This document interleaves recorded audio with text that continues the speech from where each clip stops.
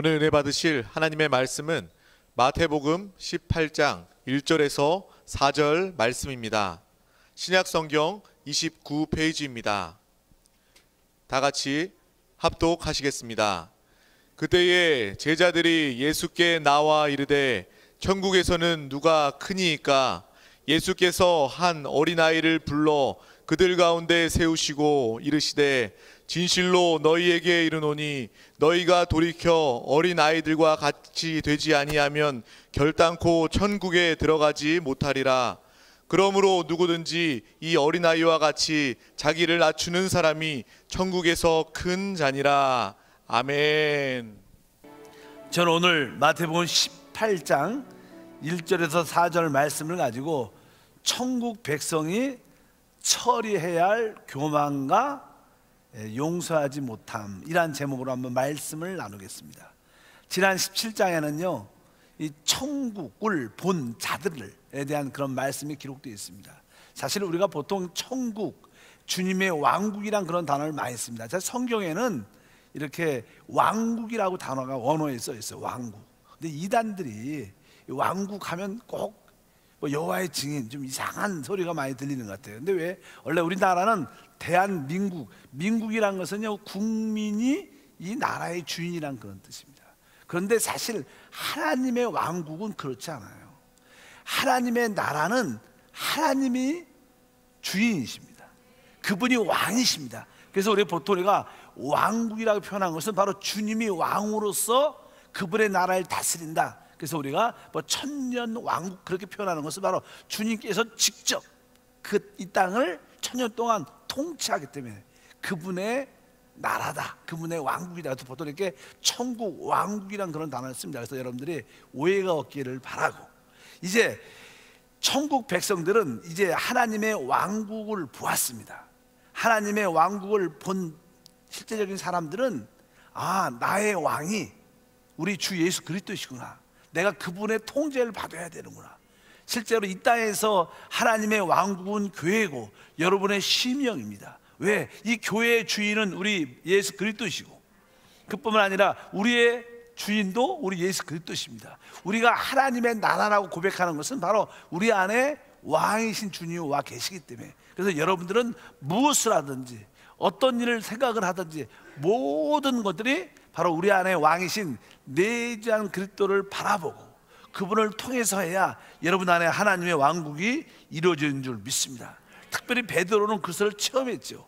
베드로는 바로 오래전에 주님의 말씀을 몇 번 들었고 그런 체험을 많이 가졌습니다. 마지막에는 그가 변화산에 올라갔을 때 여기가 좋사오니, 초막집을 셋을 짓 때 하나는 주님을 위하여, 모세를 위하여, 엘리야를 위하여 짓기를 원합니다 고백했을 때 하늘에서 하나님의 음성을 듣겠죠. 바로 저는 내 사랑하는 아들이고 내가 기뻐하는 자다, 오직 그의 말만 들어라. 그런 환상과 이상을 분명히 받기 때문에 그 베드로 마음속에 신앙생활은, 믿음이라는 것은 바로 하나님의 아들 그리스도의 말씀만 듣는 거구나, 그것을 분명히 깨달았고, 이제 그분이 우리 심령 안에 와 계시고 무엇을 하든지 간에 우리는 크고 작은 일을 다 주님께 돌이키고 주님께 물어봐야 됩니다. 그것이 우리의 참된 신앙생활인데, 베드로는 성격이 급했고 항상 자기가 강한 사람이기 때문에 어떤 일이 생기고 어떤 일이 문제가 이렇게 부딪힐 때마다 항상 주님한테 물어볼 시간이 없이 자기가 스스로 반응합니다. 그래서 그런 공과를 배우면서 베드로는 주님을 알아가는 그런 관계가 있었습니다. 이제 그리고 나서 오늘 18장, 19장, 20장 이야기입니다. 특별히 우리는 천국 백성들입니다. 천국 백성은 개인적인 생활이 아니라 단체적인, 우리의 다 함께하는 그런 생활입니다. 우리는 천국 생활이라는 것은, 교회 생활이라는 것은 개인적인 신앙생활이 아니기 때문에 다 같이 공동체의 그러한 생활을 해야 되기 때문에 많은 사람과 이 부딪힘의 관계가 있습니다. 그래서 이 신앙생활, 천국생활, 교회 생활의 핵심에는 다른 사람과의 관계가 합당해야 된다. 우리가 다른 사람과 올바른 관계를 유지하는 게 되게 중요합니다. 근데 사실 우리는 여러 사람과의 관계가 쉽지 않은 것을 많이 느끼죠. 특별히 이제 우리가 그냥 결혼에 대한 이야기를 종종 할 때, 결혼은 깨지는 거야. 우리 청년들이 워낙 김상진 목사가 그렇게 많이 들어갖고 그렇게 이야기를 하더라고. 저 결혼하면 깨지는 것이다. 사실 사람끼리 이렇게 부딪히게 되면 서로 이렇게 모난 부분이 많기 때문에 이렇게 부딪히게 됩니다. 그렇다고 해서 야 나는 부딪히기 쉽지 않고 깨지기 쉽지 않으니까 나는 결혼 안 할 거야. 그러면 더 고난받습니다. 결혼해야지 합당한 겁니다. 결혼하는 것이 덜 부딪히고 덜 깨지는 거라 저는 생각을 많이 해요. 혼자 살면 처음에는 좋은 것 같지만 시간이 지나보십시오. 남는 게 거의 없고 힘든 마음 남지 않을까 이런 생각을 종종 저는 합니다. 어쩌든지 신앙생활은 개인 생활이 아니라 단체적인 생활이다. 그러면 다른 사람과의 합당한 관계를 가져야 된다. 근데 우리가 다른 사람과 합당한 관계를 갖지 못하는 몇 가지 요소가 있습니다. 그래서 18장, 19장, 20장은 그것을 성령을 통하여 마태에게 주님께서 우리에게 말씀하시는 거예요. 여기에서 한 5가지를 설명을 쭉 아주 사건을 통해서 말씀하십니다. 첫 번째는 우리가 합당한 교회 생활, 천국 생활을 하려면 다른 사람의 관계를 위해서 바로 우리가 교만하지 말아야 된다. 교만하지 말아라. 사람은 다 태어날 때부터 다 교만합니다. 어떤 누구도 겸손하지 않아요. 그래서 사람들은 다른 사람과의 상처를 또 관계를 합당하게 유지하려면 우리가 교만해서는 안 된다는 기본 원칙이 있습니다. 또 두 번째 쭉 읽어보면 이제 우리는 다른 사람과의 관계에서 다른 사람을 용서하지 못한다는 거예요. 생각보다 용서하지 못하는 모습이 우리 안에 많습니다. 이것이 다 육신에서 오죠. 그러니까 교만해서는 안 되는구나 교회 생활이. 두 번째는 용서를 해야 되는구나 필히. 나는 용서하지 못하는 그런 모습을 내가 가지고 있구나. 여러분들은 그것을 꼭 기억하셔야 됩니다. 세 번째 이야기는 다른 것이 아니라 바로 우리 안에 정욕적인 문제가 있다는 거예요. 우리 안에는 아까 욕심, 탐심이라는 게 있습니다. 우리에게는 다 그래. 거기에 사건 중의 내용은 왜 모세가 이혼 증서를 써줬으니까 다시 한번 이혼에 대한 그런 이야기를 합니다. 사람들이 왜 나누어질까? 왜 이혼할까? 왜 별거할까? 그거의 근본적인 가장 깊은 곳의 원인은 정욕에 대한 모든 것이 연루되어 있기 때문에 그렇다. 그래서 정욕의 문제가 해결되지 않으면 사랑과 가해가 하나 되기가 쉽지 않습니다. 그 다음에 네 번째 문제는 이제 돈을 사랑하고 돈에 대한 집착을 갖는, 많은 사람들이 돈에 대한 사랑이 깊어지면 아주 인색해지고 그 다음에 집착해지고 또 다른 것들이 보이지 않습니다. 그런데 돈을 사랑하면 낙타가 바늘게 들어간 것보다 부자가 천국에 들어가는 것이 훨씬 어렵다. 그런 표현들을 그 다음에 설명을 쭉 하시고, 그 다음에 한 가지가 더 있다면 이제 다른 사람보다 높아지려는 그런 야망.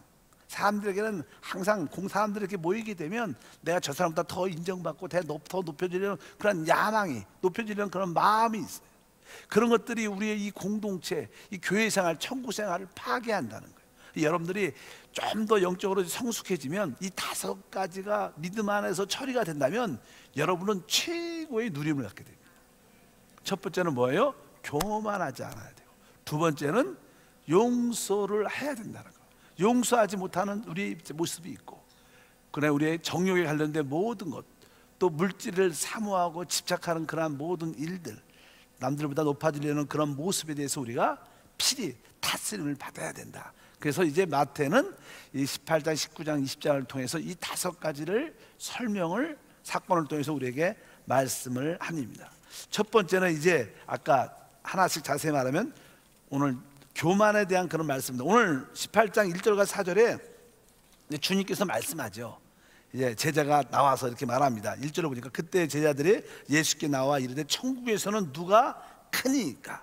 예수께서 한 어린아이를 불러 그들 가운데 세우시고 이르시되 진실로 너에게 이르노니 너희가 돌이켜 어린아이같이 되지 아니하면 결단코 천국에 들어가지 못하리라. 그러므로 누구든지 이 어린아이같이 자기를 낮추는 사람이 천국에서 큰 자니라. 사실 우리가 이 합당한 천국생활, 교회생활을 누리려면 우리가 교만하지 말아야 되는데, 교만하지 않다는 뜻은, 다른 뜻을 말하면 우리가 겸손해야 된다는 거예요. 겸손이 무엇일까? 그러면서 우리 주님께서는 이제 어린아이를 이렇게 세우시면서 천국은 바로 이런 어린아이 같은 마음. 여러분, 어린아이는 무슨 뜻입니까? 사실 어린아이는요, 종종 부모님한테 아니면 다른 사람한테 이렇게 꾸지람을 종종 이렇게 받아도요, 금방 마음이 금방 울다가도 또 다른 이야기하고 사탕을 주고 또 다르게 이렇게 말을 하면 금방 얼굴이 싹 바뀌고 또 막 웃고 또 막 그렇습니다. 애들은 마음이 금방 상처를 받아도요, 금방 풀어줘요. 막 울다가도 금방 웃잖아요. 애들이 그런, 왜? 아이들은 겸손한 그런 어떤 상징의 의미가 있습니다. 우리들은 한번 딱 삐지면 한 며칠 가죠. 적어도 오늘 안에는 풀지 않아. 이 사람은 왜, 이것은 왜 내가 왜 시험에 들을까? 그것은 한마디로 말하면 교만해서 그래요. 교만하지 않으면 시험 들지 않습니다. 믿으시면 아멘. 한 번쯤 생각을 냉정하게 해보면 내가 왜 시험 들을까? 내가 왜 기분이 나빠할까? 교만하니까 남들이 날 인정하고 합당하게 대우하지 않고 날 무시한다고 생각이 드니까 내가 적어도 수준은 이렇게 되는데 나한테 말 저렇게 해? 이렇게 나를 좀 무시하고 그런 느낌을 받으니까, 쉽게 말하면 교만하니까 시험이 들고 상처를 받는 것입니다. 그래서 우리는 천국에서 큰 자가 되기 위해서는 어린양 같은 그런 마음을 가져야 될 줄 믿습니다. 여러분들 마음속에 어떤 사람이 우리에게 어떤 이야기를 할지라도 시험 들지 않는 그런 마음의 자세, 그런 사람이 사실 진짜 겸손한 사람입니다. 그래서 우리 주님은 6절에 말씀합니다. 누구든지 나를 믿는 이 작은 자 중에 하나를 실족하게 하면 차라리 연자맷돌이 그 목에 달려 깊은 바다에 빠지는 것이 나으니라. 이 말씀은 다른 것이 아니라 누구든지 이 작은 자 중에서 하나를 실족하게 한다는 것은 시험에 들게 하고 넘어지게 한다는 거예요. 우리가 왜 다른 사람을 시험에 들게 하는가? 우리가 교만해서 그래요. 또 왜 내가 시험에 들어서 넘어지는가? 우리가 남들을 시험에 들게 하고 실족하게 하든지, 내가 실족하거나 내가 넘어지든지, 이 모든 원인은 내가 교만해서 그렇다는 것을 인정을 해야 돼요. 믿으시면 아멘. 근데 사실 오늘 주님께서 말씀하신 이 작은 소자, 조그만 가장 어린 자일지라도 하나님이 그를 돌보고 계시다는 거예요. 우리는 다른 사람을 절대로 무시하면 안 되고요, 어떤 작은 자일지라도 그를 인정하고 세워주는 그러한 마음의 자세가 필요한 줄 믿습니다. 왜? 10절에 보면 이렇게 주님이 표현하시다. 상가 이 작은 자 중에 하나도 업신여기지 말라. 너희에게 말하노니 그들의 천사들이 하늘에 계신 내 아버지 얼굴을 항상 배움느니라. 이것은 다른 것이 아니라 하늘에 계신 우리 아버지께서 아주 작은 자일지라도 늘 돌보고 사랑하고 지키신다는 거예요. 우리 주님이 그렇게 작은 자라도 돌보고 사랑하고 지켜주시는데, 우리가 그들을 시험 들게 하고 그를 무시한다면 그것은 곧 하나님을 무시하는 것이고, 그것이 곧 뭐예요? 교만이라는 거예요. 혹시 여러분들은 여러분 때문에 시험 든 사람이 많이 있어요. 또 우리는 다른 사람 때문에 시험에도 들었어요. 아, 내가 시험에 들고 시험에 들게 한 그 이유는 내가 교만한 거구나, 내가 겸손하지 않은 거구나, 내가 겸손하지 않으니까 결국 하늘의 상급을, 천국의 누림을 갖지 못하는 것이다. 사람이 겸손하지 않고 교만하면요, 천국의 그 기쁨을 누리지 못합니다. 날 시기, 불평, 원망, 짜증, 그런 것들만 늘 마음에 차 있어서 교회로 와도 재미가 없고 날 화만 나 있고, 종종 교회 오면 어떤 사람들은 이렇게 화가 나 있어. 왜? 집에서 화나지 왜 교회 와서 화나는가? 왜? 교만해서. 분명히 그걸 알아야 돼. 그래서 이 천국 백성들, 왕국 백성들의 진정한 축복을 누리려면, 아, 내가 절대로 교만해서는 안 되겠다, 이런 마음을 여러분들이 분명히 가져야 될 줄 믿습니다. 어린아이 같이 겸손한, 늘 자신을 낮추는 그런 마음이 있어서, 혹시 남들이 나한테 조금 뭘 잘못해도 그냥 그분이 한번 와서 미안합니다 그러면 금방 탁 풀고 또 웃고 또 하나 될 수 있는 그런 마음을 갖는 우리 모두가 되길 주님을 축복합니다. 옆 사람과 한번 인사할까요? 성도님은 겸손하세요? 이렇게 물어보세요. 아니면 교만하십니까? 그거 어떻게 알 수 있어요? 시험에 드나, 내가 자꾸만 넘어지고 시험에 들었다. 여러분 마음에 오늘 시험에 든 사람이 있어요. 시험 왜 들었어요? 바로 내가 교만하다는 증거구나. 사람이 진짜 겸손하면요, 어떤 상황 가운데 있어도 시험 안 들어요. 믿으십니까? 바로 이것이 우리 모두가 성령 안에서 겸손할 때 이 교회 생활이 아주 행복하고 또 섬김이 있고 나눔이 있고 하나된가 놀라운 축복이 우리 가운데 함께 할 줄 믿습니다. 그러면서 우리 주님은 이제 두 번째 이야기를 쭉 하시는데, 이제 우리에게 어떤 죄를 범죄한 사람을 다루는 그런 일을 하죠. 범죄한 일. 그래서 이제 혹시 교회 안에서 교회 생활하다가 어떤 사람이 나에게 어떤 죄를, 교회에게 어떤 죄를 줬어요. 그럴 때 어떻게 해야 될 것인가? 그래서 18장 15절에 이렇게 말씀합니다. 내 형제가 죄를 범하거든 가서 너와 그 사람만 상대하여 권고하라. 만일 들으면 내가 내 형제를 얻은 것이요. 그러니까 종종 어떤 사람이 나 개인적으로 교회에 대해서 어떤 일을 범죄했을 때 그것을 나만 알고 있어요. 그럴 때 공개적으로 그 일을 해결하면 내가 그 사람한테 개인적으로 가서 성도님, 집사님, 목사님, 예를 들어서 이런 사역자님 이렇게 제들에게 가서 사실 이렇게 한 것이 진짜 죄를 범죄했고 교회에 많은 어려움을 준 것입니다. 잘못한 겁니다. 회개하십시오. 이렇게 가서 말을 해야 된다는 거예요. 여러분들도 서로 진짜 어떤 교회의 유익이나 또 개인적으로 큰 범죄의 그런 모습을 진짜로 봤다면 진짜 그 사람을 살리기 위해서라도 그 사람을 다시 하나님 안에서 얻기 위해서라도 개인적으로 가서 그에게 그 이야기를 해야 하는 게 첫 번째 원칙이라는 거. 그런데 그 사람이 내가 뭘 잘못해서 난 잘못한 거 없어, 나 회개하지 않아, 당신이 뭔데 나를 간섭해, 이렇게 할 수 있습니다. 그럴 때는 이제 뒤에 나오죠. 16절에 보니까 나옵니다. 만일 듣지 않거든 한두 사람이 데리고 가서 그 두세 증인의 입으로 말미암아 확증하라. 다시 한번 이제 그 사실을 아는 그 한 사람과 두 사람이 같이 가서 그 집사님, 그것은 나만 이 사실을 아는 게 아니라 우리 집사님도 다른 분도 알고 있고 그러니까 회개하시고 돌이키십시오, 돌아오십시오. 이렇게 우리가 다시 한번 권면을 해주는 겁니다. 그런데도 돌아오면 우리가 그 사람을 얻는 거죠. 그런데도 만약에 그 사람이 그것을 받아들이지 않는다, 그러면 이렇게 말하죠. 17절에 말하죠. 만일 그들의 말도 듣지 않거든 교회에 말하고, 교회의 말도 듣지 않거든 이방인과 세례와 같이 여기라. 그렇게 못하면 이제 교회 어떤 사역자 책임자들한테 가서 다시 한번 목사님, 뭐 그분이 이런 잘못을 했는데 목사님이 이렇게 다시 한번 권면해 주시길 바랍니다. 이렇게 갖고 다시 교회 전체적인 의미에서 그 사람에게 한번 말을 권고하는 거예요. 돌아오십시오, 회개하십시오, 잘못된 겁니다, 인정하십시오. 이렇게 했는데 곧죽어도 아니에요. 그렇게까지 안 할 수도 있어요, 사람들이. 그럴 때는 여기 보면 교회의 말도 듣지 않으면 더 이상 그는 하나님의 왕국의 하나님 나라에 속한 자가 아닌 겁니다. 그래서 그를 여기 이방인처럼 세례처럼 여기라니까 여기서는 뭐 쫓아내라 이런 뜻은 아니고요. 여기서 이 뜻은 바로 그 사람과의 영적인 교제를 끊으려는 거예요. 영적인 교제를 끊으라는 거예요. 종종 우리 교회 안에도 그런 일이 있습니다. 어떤 사람이 실수해서 시험이 들어서 어떤 문제를 일으켜서 그러면 우리 사람들이 다 관심이 있죠. 돌아오세요, 뭐 이렇게 하는데 너무 관심을 많이 갖는 것도 썩 좋은 게 아니에요.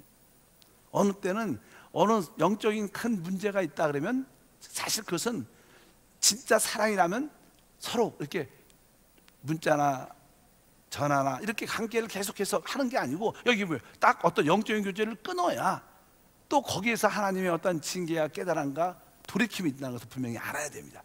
잘해준다고 해서 다 돌아오는 게 아니에요. 처음에 어떤 한 사람이, 두세 사람이, 또 교회 그렇지 않으면 그 영적인 교제를 다 끊을 수 있어야 된다, 이렇게 말씀합니다. 중요한 것은 여기에서 우리가 누굴 징계하라 이런 뜻이 아니라 이 사람이 왜 해결 안 해요? 이분이 잘 범죄를 했는데 한 사람이, 두세 사람이 교회에서 권면을 했는데도 회개 안 한 이유가 뭐예요? 그 사람이 무엇 때문에? 교만해서 그렇다. 교만해. 왜 회개 안 하면? 교만하니까 회개 안 하는 거예요. 여기서부터 교회 생활, 합당한 교회 생활 우리 모두가 하나가 되려면 뭐가 있어야 되는 거예요? 우리는 회개하는, 겸손한 그런 마음이 있어야 돼요. 여러분, 우리가 잘못을 인정하는 것이 그게 부끄러운 게 아닙니다. 믿으시면 아멘. 저는 우리 뭐 사역자하고 늘 기도회하고 또 이렇게 뭐 이렇게 하자 뭐 봉사하지만 장로님과도 함께는 저는 제가 잘못을 했다고 느끼고 설사 내가 그렇게 심각하지 않다고 느낄지라도 내 상황, 저 때문에 상황이 좀 애매해졌다 그러면 저는 솔직하게 내가 잘못했습니다, 내가 좀 실수한 것 같습니다, 죄송합니다, 이렇게 사실 사과합니다. 저 뭐 사과하는 게 부끄러운 게 아닙니다. 여러분, 사과하고 용서를 비는 거예요. 하나님한테 얼마나 아름다운 건데. 믿으시면 자존심 문제가 아니에요. 여러분, 자존심을 세우시겠습니까? 하나님께 기쁨을 받겠습니까? 그러니까 여러분들이 회개하고 돌이키고 겸손한 것은요 최고의 사랑입니다. 최고의 신앙이에요. 그래서 종종 어떤 분들이 어떠한 여러 가지 사람과의 관계에서 어려움이 있을 때 그냥 아유 목사님, 아니 권사님, 아유 장로님 제가 잘못했어요, 용서해 주세요. 웃으면서 그 한마디 탁 하면 아무것도 아니에요. 풀리는 거예요. 그러나 그 자기의 그 자존심 하나 지키려고 끝까지 붙잡고 있으면 결국 교회에서 성도들에게 하나님께 결국 버림받는 게 우리의 모습이기 때문에. 그것은 왜 그러냐? 그 사람이 교만하다는, 교만하다. 오늘 정확히 말합니다. 교만하면 안 된다는 거예요. 우리는 어린아이 같이 낮은 마음을 갖고 있어야 된다. 여기에서 핵심은 바로 그런 뜻으로 우리에게 설명을 하고 있다는 것을 여러분들이 기억해야 될 줄 믿습니다. 그래서 하나님, 우리는 다 연약해요. 실수합니다. 아까 제가 말씀드린 우리가 이 교회 생활에서, 천국 생활에서 5가지 문제가 있다고. 첫째, 교만하지 말아야 되고, 우리는 원래 남들을 용서하지 못하는 그런 기질적인 요소, 성질을 다 가지고 있어요. 어떤 누구도 나 용서합니다. 그래도 속은 다 남아있어, 찌꺼기가. 이게 진짜 우리의 모습이에요. 우리가 그렇게 태어났는데, 죄성으로 태어났는데 어떻게 하겠어요? 그게 나쁜 게 아닙니다. 사실 있는 그대로 표현하는 게 중요하고, 또 내 안에 정욕이 있음을 고백합니다. 내 안에 돈에 집착하는 마음, 돈에 아주 인색한 마음이 내 안에 있습니다. 사실 하나님께 고백하는 것이 얼마나 큰 축복. 여러분들 그것을 배우셔야지 진짜 천국 생활, 교회 생활이 아주 신나고 재미가 있고, 여러분들이 요즘에 교회 생활이 신나시면 바로 이런 거에 관련이 별로 없는 거예요. 근데 이런 거에 한두가 관련이 돼 있으면 교회 생활이 별로 힘들고 어렵고 무거워지게 돼 있어요. 여러분들에게 합당한 천국 생활 누리기를 주의 이름으로 축복합니다. 뒤에 쭉 보면, 근데 교회가 이제 어떤 잘못된 사람들에서 어떤 징계를 할 때 이렇게 써 있죠. 18장 19절에 보니까 진실로 다시 너에게 이르노니 너희 중 두 사람이 땅에서 합심하여 무엇인지 구하면, 무엇인지 구한다는 뜻은 어떠한 범죄한 사람, 잘못된 사람에 대한 그 사람의 문제에 놓고 기도할 때 바로 교회가 기도하면 그 기도를 하나님이 들어주신다, 그런 뜻을 가지고 있고, 또 20절에 보니까 두세 사람이 내 이름으로 모이신 곳에 나는 그들 중에 있다. 이것은 항상 이러한 한 사람을 징계하고 판단할 때 교회가 무조건 목사니까 판단하고, 무조건 우리 장로니까 판단하고 이렇게 해서는 안 되고, 항상 이런 일을 해결할 때 하나님의 임재를 중요시 여겨야 된다. 왜? 이 교회의 주인은 성령이시니까. 성령의 인도 가운데 모든 것이 결정될 수 있도록 우리가 주님의 은혜를 사모하고, 그리고 지혜롭게 사람을 살리고 회복하는 그런 문제로 이 문제를 풀어가야 될 것이다. 근데 여기서 핵심은 뭐예요? 우리가 왜 회개하냐? 잘못했는데 그건 교만하기 때문이다. 교만해서는 결코 하나님의 천국을 누릴 수 없다는 것을 우리에게 강조하는 줄 믿습니다. 이제 두 번째로 용서에 대한 이야기를 합니다. 용서하지 못한. 이제 21절에 베드로가 그냥 그 말씀을 들었어요. 바로 천국에서 누가 큽니까? 그러니까 주님께서 쉬운 말로 천국에서 큰 자는 진짜 참으로 겸손한 자고 교만하지 않은 자가 천국에서 큰 자다, 이렇게 말씀하면서, 그러다 보니까 또 아까 뒤에 범죄한 이야기가 쭉 나오잖아요. 만약에 범죄했으면 어떻게 이 문제를 해결해야 됩니까? 이런 얘기를 베드로가 듣다 보니까, 베드로 성격이 급하잖아. 베드로는 성격이 급하니까 먼저 뭐 기도나 생각을 하기 전에 막 성질이, 몸이, 행동이 먼저 나오니까 실수도 많이 하고 잘못한 게 많으니까 걱정이 되는 거예요. 그래서 이제 주님이한테 베드로가 물어봅니다. 21절 보니까 그때 베드로가 나와 이르되 주여 형제가 내게 죄를 범하면 몇 번이나 용서하여 주리이까? 7번까지 하오리까? 이렇게 베드로가 질문합니다. 아마 알다시피 이 죄를 잘 짓는 사람은 이게 급한 사람들입니다. 좀 신중하고 좀 행동이 좀 느린 사람은 실수를 덜 하죠. 그러나 빨리 행동이 빠르고 급한 사람들은 실수를 많이 하니까 죄도 많이 짓는 그런 모습이 많은데, 그래서 요한은 안 물어보죠. 이런 거 누가 물어봐요? 베드로 같은 사람이 물어봅니다. 왜? 자기가 늘 죄를 많이, 이렇게 실수를 많이 하니까 걱정이 되는 거예요. 혹시 형제가 하루에 7번이라도 죄를 지면 다 용서합니까? 그러니까 우리 주님께서 뭐라고 말씀하니까 아니다. 그러면서 22절에 예수께서 이르시되 내게 이르노니 7번뿐 아니라 7번을 몇 번씩이요? 70번까지 하라. 이 뜻은 뭐 숫자적인 개념이 아니라 끝까지 용서해야 된다. 끝까지 우리에게 용서한 필요다. 우리가 교회 생활할 때 가장 중요한 것은 서로 끝까지 용서하는 겁니다. 끝까지 용서하는 것. 그것이 얼마나 중요한지 모릅니다. 그것이 이루어지면 교회 생활이 행복해집니다. 서로 끝까지 용서하기를 주님은 축복합니다. 근데 사람이 이제 그 용서를 잘 안 됩니다. 용서가 쉽지 않아요. 상처를 받으면 사람은 자기중심적이기 때문에요. 남들 아픈 건 잘 모르고 내 아픈 것만 많이 느껴지는 거예요.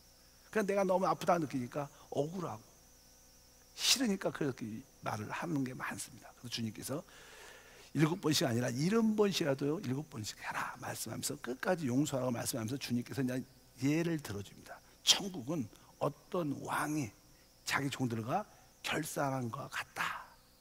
어떤 한 종이 그 왕 앞에 왔는데 1만 달란트는요 요즘의 돈으로 말하면 한 120억 이상 된 큰 돈이 120억. 뭐 재벌로 120억도 있겠지만 뭐 우리 서민 같은 우리 사람들은 그런 돈을 보지도 못하고 만져보지도 못하고 쉬어보지도 못하겠지만, 근데 일단 1만 달란트 빚이 있어서 이제 그 왕이 그 사람을 데리고 와서 이제 너는 네 뭔가 이 모든 것을 갚아라. 그러니까 갚을 게 없어요. 아무것도 갖고 있는 게 없으니까. 그러니까 그 왕이 그 종들에게 말을 하죠.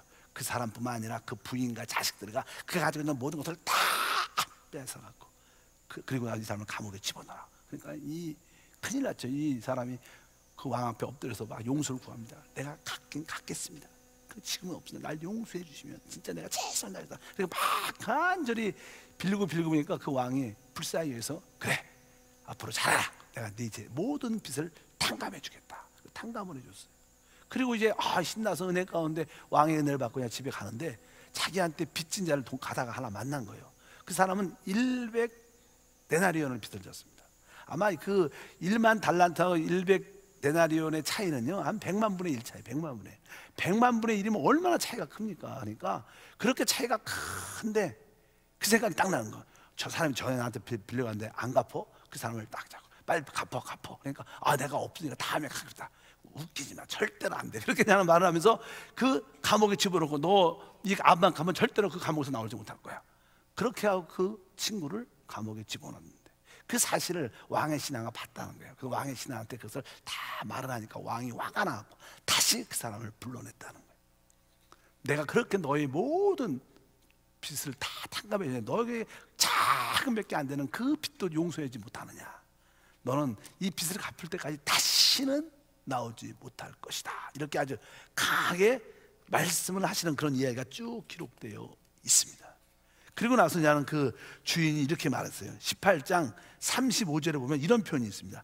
너희가 각각 마음으로부터 형제를 용서하지 아니하면 나의 하늘 아버지께서도 너희에게 이같이 하실 것이다. 그러니까 너희가 각각 마음으로부터 용서하지 아니하면, 마음으로부터 형제를 마음으로. 그러니까 우리가 다른 사람을 용서할 때는 내 마음에 진심으로 용서해야 된다는 거예요. 그냥 말로만 내가 용서해 이렇게 말하면 안 된다는 거예요. 진짜 내 안에 마음으로 또 확실하게 모든 것을 용서하고 그것이 기억이 나지 않아야 된다. 그럴 때 우리 주님도 그것을 다시 기억하지 않겠다고 말씀하십니다. 이 용서에 대한 말씀을 아주 강하게 하십니다. 우리는 용서를 해줘야 된다는 거예요.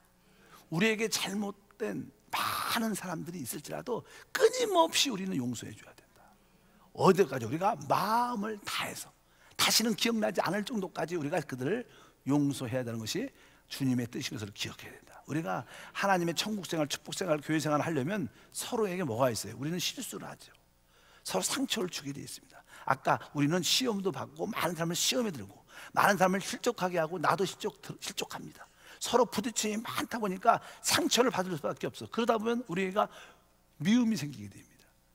그것은 우리의 영적인 축복을 누리지 못하게 하는 것입니다. 그래서 주님께서 무조건 용서하라. 우리 주님께서 바로 우리의 큰 죄를 이미 그분의 십자가의 피로, 그 아들의 피로 우리를 속량 구속하신 줄 믿습니다. 그렇게 큰 죄를 용서해 주셨는데 우리에게 진 죄들은 작다는 거예요. 우리 성도들이 서로 지는 죄는요, 주님이 우리에게 용서한 죄에 비하면 진짜 작은 죄라는 거예요. 100만 분의 1도 안 되는 죄. 근데 그것도 마음으로 용서하지 못한다면 바로 내가 너희를 용서하지 아니할 것이다. 이렇게 주님은 강하게 말씀하십니다. 그래서 교회 생활의 핵심은 뭐예요? 진심으로 용서하는 것이다. 그런데 그냥 용서는 다시는 죄를 기억하지 않는 것이다. 우리 주님께서는 그러죠. 우리의 죄를 다시는 기억하지 않는다. 우리 주님은 우리가 주님 앞에 나와서 회개하고 자백하고 고백하면 우리 죄를 다시는 기억하지 않습니다. 조금 나중에 남겨놨다가 다시 이렇게 하는 게 아니라 우리 주님은 그것을 다시 기억하지 않는다. 그래서 우리가 다른 사람을 용서할 때, 다른 사람 만나서 내가 그 사람 용서했어.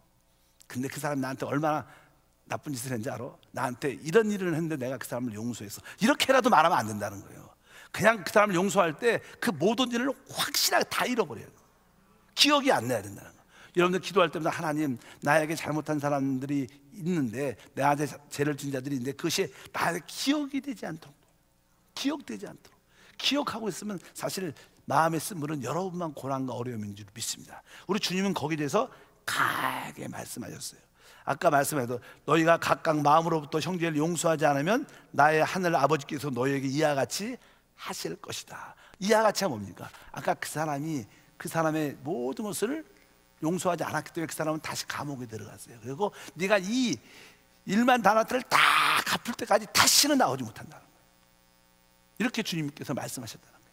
이것은 여러분들이 이 땅에서 교회 생활을 통해서 서로 신앙생활을 해서 다른 사람을 용서하지 않았으면, 만약에 이 땅에서 잘못한 것을 내가 여러분들이 나에게 잘못한 사람들을 용서했다면 하나님도 여러분의 것을 용서할 겁니다. 근데 여러분들이 누구에 대해서 그 사람은 나 용서 못해, 그 용서를 하지 않았으면 여러분들은 다음 시대에 여기에 오게 누가 말하는 그 심판을 갚을 거 있을 거라는 거예요. 그래서 우리가 구원은 받지만 지난번에 말한 것처럼 불 같은 데서 구원받는 체험을 갖게 될 것을 우리는 냉정하게 기억하셔야 돼요. 여러분들이 다른 사람을 용서해 주지 못하는 것은요, 심각한 겁니다. 생각보다 심각한 거예요. 왜? 여러분들이 주님 오실 전까지 용서하지 않았다면, 용서해 주지 않았다면 다음 시대에 거기에 대해서 대가를 받게 돼 있다는 거예요. 좀 무섭죠, 어떻게 보면 이 말씀이. 그래서 우리는 어쨌든 내가 이 땅에 떠나기 전에 다 용서하고 가리라. 나에게 잘못한 사람들을 다 용서하고 내가 그들의 죄를 깨끗이 기억하지 않고 진짜 그들과 모든 관계가 화평으로 관계로 내가 맺고 주님을 만나리라. 이런 마음을 우리에게 가져야 될 줄 믿습니다. 여기에서 중요한 강조점이 뭐냐면 우리가 다른 사람을 용서해야 된다는 거예요. 아까의 강조점은 뭐예요? 우리가 뭘 잘못했으면 우리는 회개해야 된다는 거예요. 우리가 잘못한 것은 우리는 회개해야 되고, 다른 사람이 나한테 잘못했으면 그럴지라도 우리는 그 사람을 어떻게 해야 돼요? 용서해야 된다는 거예요. 이 두 가지 강조점이 중요한 거예요. 이것을 한번 우리 자신이 점검을 해봐요. 점검을 해봐요. 왜 우리는 다른 사람을 용서 잘 못할까? 우리 안에는 이 성질이 있어요. 성질이 안 좋은 성질이 다 있습니다. 아무리 부드러운 사람도 결국 몇 번 이렇게 찌르고 밟으면 다 성질 다 나와요. 우리 안에는 자체적으로 깊은 곳에 참으로 진정으로 용서하고 싶은 그런 마음들이 별로 없어요. 이것은 성령을 의지할 때만 그것이 주어질 수 있는 축복인 줄 믿습니다. 그래서 다시 한번 여러분들 오늘 말씀을 통해서, 맞다, 내가 범죄한 거 있으면 내가 교만하지 않고 겸손하도록 내가 진짜 그 사람한테 가서 회개하는 마음의 자세를 가져야 되고, 혹시 다른 사람이 나한테 범죄했다면 나는 기꺼이 그 사람을 끝까지 용서하겠다. 끊임없이 용서하겠다. 이것이 우리가 교회 생활에서 이루어진다면, 믿음 생활이 이루어진다면 여러분은 최고의 천국의 누림을 갖게 될 겁니다. 주님은 그것을 우리에게 원하신다는 거예요. 이것이 얼마나 우리에게 중요한 것을 여러분들이 기억하시길 바랍니다. 그래서 그냥 가정에서는 결혼을 했다면 남편 또 아내 관계에서 이 아내들은 주로 이렇게 남편한테 이렇게 바가지를 많이, 바가지의 내용이 좀 건전한 바가지겠지만 지금 잔소리가 많아, 잔소리가. 근데 남자들은 잔소리를 들으면요 잠깐 그냥 마음이 상해요. 그냥 그게 맞는 말이어도 그때 마음이 상해. 그냥 기분이 나쁘고 마음이 상하니까 애매하게 거리가 멀어지게 돼 있어요. 기분이 이제 나쁘니 마음이 상하니까 아까 말한 것처럼 아유 또 잔소리야. 그래서 용서하고 얘기한 게 기분이 나쁘고 화가 나고, 그러니까 용서하지 않는 마음이 생겨요. 또 아내들도 그러죠. 자꾸만 잔소리 했는데도 변화도 없으니까 밉죠. 이런 것이 자꾸 내가 웬만하면 잔소리 안 하는 게 좋은 거야. 두 번째, 남자는 잔소리해도 승질 내지 마세요. 그냥 기쁨으로 받아들여요. 서로 그래야지 살아요. 내가 보니까 서로 살아야 돼. 그렇지 않으면 잔소리 하는 사람과 잔소리 듣는 사람은 점점점 골이 깊어지게 돼 있어요. 나중에는 대화가 안 되고 듣고 싶어 하지 않고 들어도 그냥 한 귀로 들었다가 샥 지나가요. 그러니까 뭐 하나하나 손해도 없어. 그러니까 의미도 없어. 그러니까 어쩌든지 아내 입장에서는 잔소리를 안 하는 것으로 원칙으로 하되, 왜? 도움이 안 되니까. 두 번째, 남편 입장에서는 잔소리를 해도 그런 것 때문에 기분 나빠하지 말아야 돼. 기분 나빠하죠. 기분이 나쁘면 아내하고 관계가 멀어지게 돼 있어요. 그러니까 더 이상 말하고 싶지 않고 대화하고 싶지 않고. 안 그런 분도 있어요. 보통 일반적인 남자는 그렇습니다. 그러니까 여러분들이 그것을 기억하셔야 돼요. 또 교회 안에서도 교회 안에서 서로 봉사할 때 너무 이렇게 잔소리 같이 이래라 저래라 이런 것이 좋은 게 아니에요. 그러면 진리입니다. 진리요. 그러니까 너무 이렇게 그런 것도 좋고, 서로 그렇게 또 나에게 적극적으로 사랑해서 말해주는 거죠. 이렇게 봉사하면 좋고, 이렇게 하면 이렇게 잔소리 같이 들리지만 그것이 그렇게 해도 그냥 기쁨으로 들어주시는 그런 마음들. 그래서 서로 이렇게 마음에 상처를 받지 않도록, 내가 저 사람 용서해, 나한테 잘못했다고 제가 느껴지지 않도록 그런 해결을 받는 지혜가 참 필요하지 않나. 일단 오늘 두 개, 교만해서는 안 되고 우리는 끝까지 용서를 해야 된다. 믿으시면 아멘. 이것이 우리에게 되게 중요한 모습이고 교회 생활의 핵심적인 내용이에요.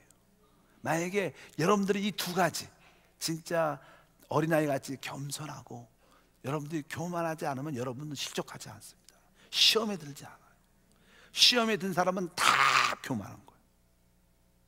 그러니까 자기를 괜찮다고 생각하니까, 높다고 생각하니까 기분 나쁘고 마음이 언짢은 거예요. 그러니까 시험 들은 거예요. 그것은 냉정하게 교만한 겁니다. 주님이 말씀하세요. 그러나 한편적으로 또 나에게 죄를 진 사람이 있다면 우리는 끝까지 기쁨으로 무한정 그를 용서하는 것이 하나님의 뜻이다. 그래서 사심 없이 그들이 잘못을 해도 그것을 기억하지 말고 진짜 또 편하게 그들에게 대할 수 있는 그런 마음을 갖고 대한다면 그것이 바로 신앙생활의, 천국생활의 축복의 길인 줄 믿습니다. 우리 한세교회가 이 5가지가 있는데 오늘 2가지만 하는데 이 2가지의 영적인 체험이 있길 축복합니다. 하나님, 내가 진짜 겸손해서 시험이나 넘어지지 않게 하옵시고, 나에게 잘못한 사람이 있다면 끊임없이 기쁨으로 용서하고, 내가 잘못했다면 진심으로 가서 회개하고 참 미안하다고 말하는 그러한 겸손함이 있게 도와주시옵소서. 그럴 때 여러분들은 진짜 성숙한 믿음의 일꾼이 되는 줄 믿습니다. 기도하겠습니다. 하나님 아버지, 감사합니다. 주님은 우리에게 올바른 천국 생활을 위해서 2가지를 오늘 말씀하십니다. 일단은 우리가 어린아이 같이 겸손하여 절대로 교만하지 않기를 원하십니다. 우리는 교만하게 태어났고 또 교만해서 너무나 시험도 잘 들고 또 다른 사람을 시험에 들게 하는 그러한 요소가 많습니다. 하나님, 이러한 모습에서 벗어나게 도와주시고, 또 한편적으로 우리가 우리에게 잘못한 사람들을 진심으로 기억하지 않을 정도로 그들을 끊임없이 용서하는 마음을 더하여 주시옵소서. 참으로 용서하게 도와주시고, 그러므로 말미암아 하나님이 우리에게 베푸신 그 큰 은혜가 더욱 체험되고 누려질 수 있도록 복을 내려 주옵소서. 주 예수 이름으로 기도함나이다. 자.